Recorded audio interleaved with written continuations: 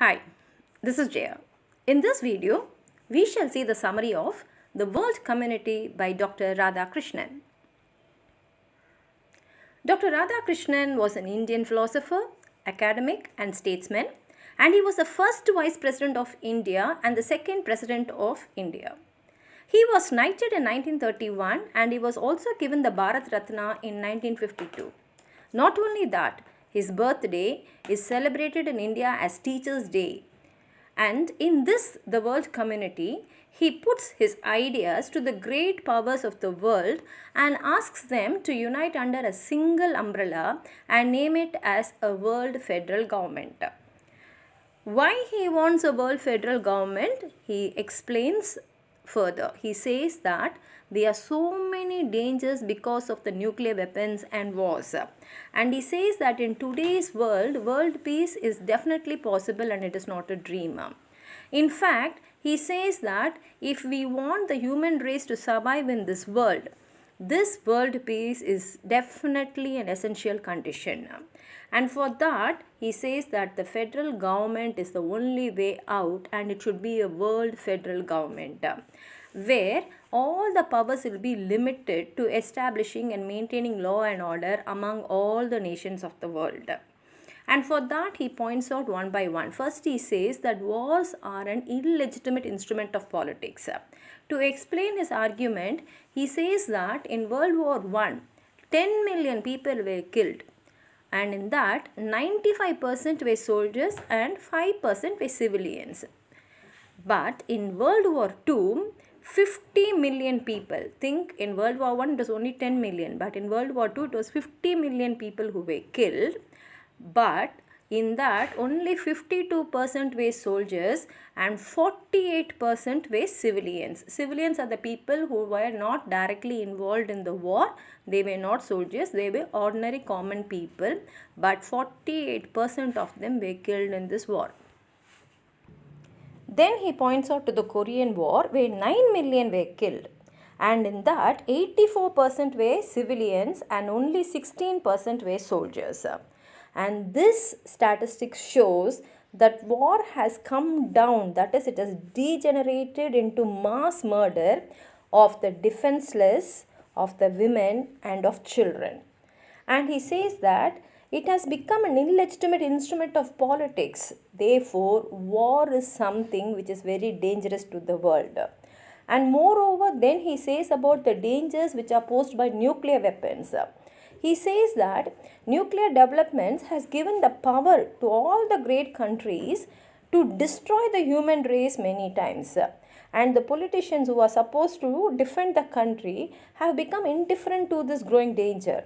And not only that, the apathy and indifference which the people are showing towards this has made the people a creeping paralysis. That is, they are not able to do anything because they are indifferent. They are thinking, okay, this is happening to some other country, not to my country.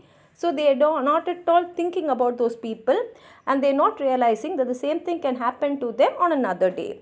And he says that the building of the nuclear armament means the destruction of cities, the ruin of countries, and the suffering of millions of human beings and the demoralization of the world.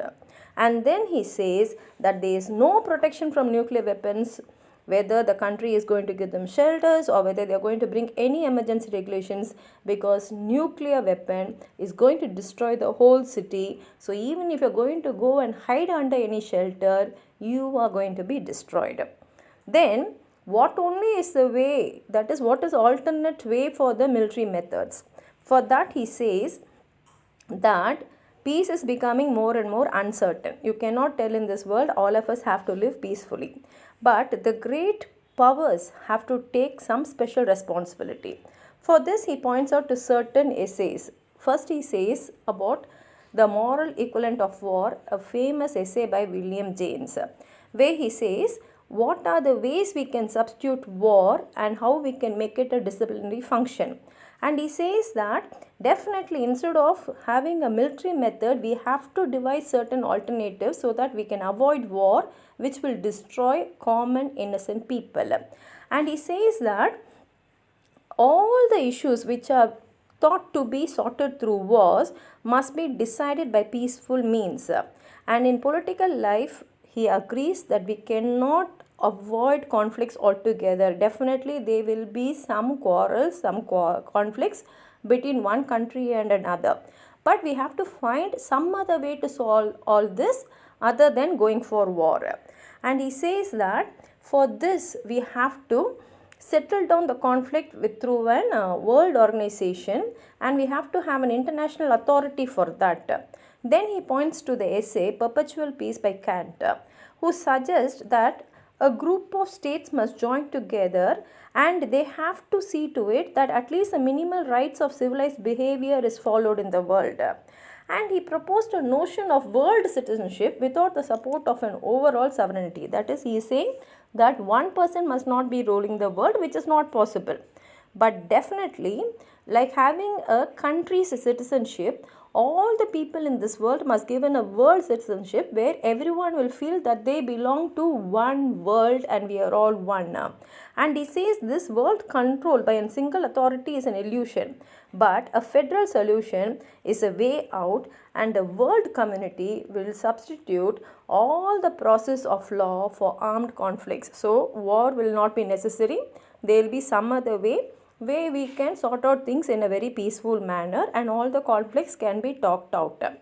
And then he points out to Dharma, which is an Indian way of thinking, which means gathering in, binding together and integration. And Adharma, which is opposite of Dharma, is a scattering out, a falling away, a disintegration.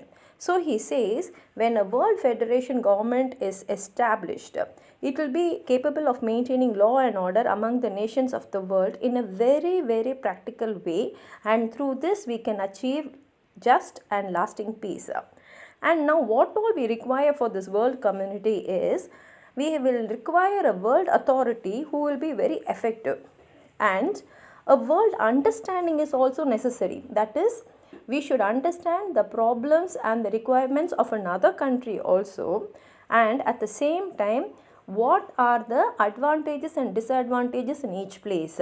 For that we should work for a world community to get rid of the chaos or world tyranny. And then he points out to the Hammurabi Code of the Babylonians and the Egyptian Book of the Dead, which contains suggestions of 10 commandments of the Israelites. And one commandment says, "Thou shalt not oppress the stranger, for you were once stranger in Egypt." That is, each and everyone were at one time strangers to that place. So when you are going to look at another person as a stranger, remember that at one time even you were a stranger. And then he points out to Alexander, who wanted to bring the whole world under one shelter because he considered the world as his fatherland. And he said that all good men are of this world and the wicked are the aliens. In the same way, we have Ashoka, Harsha and Akbar, who represented this view in their life. By continually being selfish and harboring the selfishness on others, we should understand that we will become only more selfish and we will look at the other person as though they are selfish. So instead of accusing others, we should come out of our selfishness and we must first purify ourselves. Now Jesus Christ said that he could not accept primitive morality, that is eye for an eye, that is taking revenge. But he said, "Thou shalt love thy neighbor as thyself." That is, you love the other person like how you love yourself, and always return good for evil and bless even those that curse you. In the same way, we have Professor Max Muller, who did a great deal for the interpretation of the Indian religion to the Western world, said that the aim of human existence was a world community. And Dr. Radhakrishnan concludes his essay by saying that the real force working for world unity is man's inborn compassion for others. So every one of us have this quality of compassion for others inside us. Only thing is we are not allowing it to grow and we are not allowing it to show to others. If we come to realize this inborn quality in us, definitely there will be peace in this world. And this is what Dr. Radhakrishnan says in his essay. If you have anything more to add on to this, please write it in the comment box. It will be very useful to others. Like the video, share it with your friends, and if you have not subscribed my channel, please subscribe. Thank you.